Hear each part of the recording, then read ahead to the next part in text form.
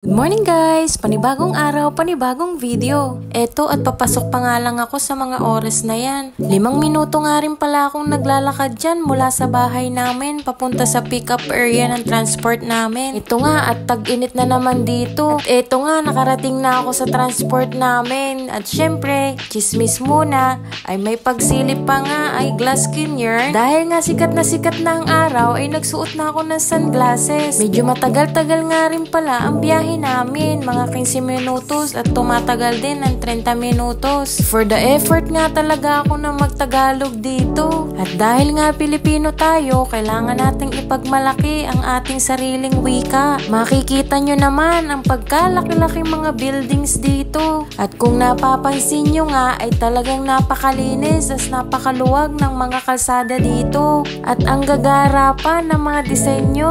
Nakaka-relax nga naman pag nakakita ka ng mga ganitong puno, lalo na sa mga kulay nito, talagang berde na berde. Antok na antok nga ako sa mga oras na yan. Sino ba namang hindi aantukin sa pagkalayo-layo ng biyahe?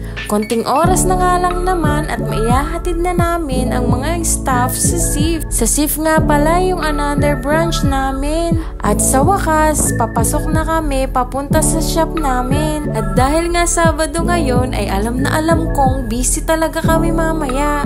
Eto nga pala at may katabi kaming playground dito. Sa paglaki ni Oli, maglalaro din siya dyan. Eto nga at nagsimula na tayong magtrabaho. At syempre, gumawa muna ako ng kape para sa sarili ko. Eto nga at habang gumagawa ako ay nakikichismis ako. Talagang hindi mawawala ang chismis. Kasama na rin talaga siguro yun sa araw-araw na pamumuhay. Simpleng-simple nga lang naman ang ginawa kong tulip for today's video. At syempre, papahuli ba naman si Arlene? Yan yung bago naming tinitrain na barista.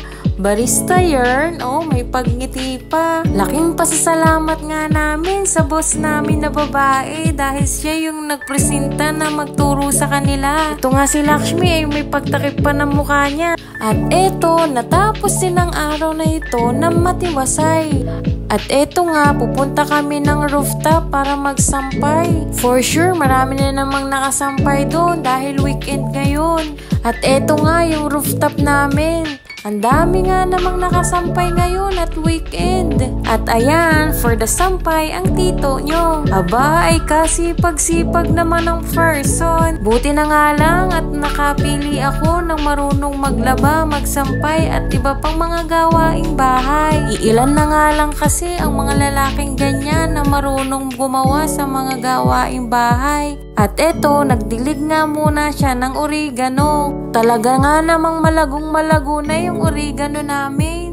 Pagkatapos nga niyan ay susunduin ko na ang olivia namin. At eto na nga ang napakabungis-ngis naming oliluchi. Kung ganito nga naman ang madadatnan mo sa bahay ay talagang matatanggal lahat ng pagod mo sa katawan. Isang araw na naman nga ang natapos ngayon. Kaya maraming salamat po Lord.